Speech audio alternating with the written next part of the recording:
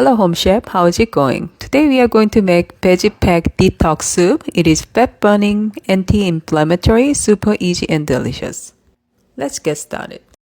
We need 2 yellow onion, 3 carrot, 2 to 3 bell pepper, 1 to 2 zucchini, some celery, half head of cabbage, cilantro or parsley, tomatoes, and some leafy green. Chop all the veggie into bite-sized pieces.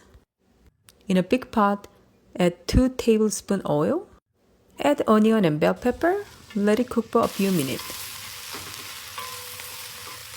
Add carrot, celery, and cabbage. Stir and cook for a few more minutes.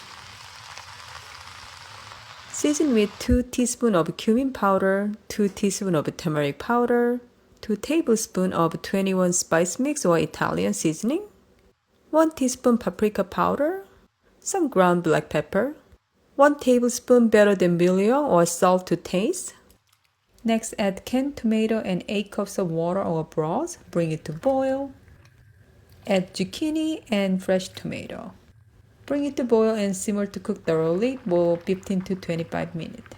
When vegetable is cooked, put cilantro and greens. Simmer again to cook thoroughly.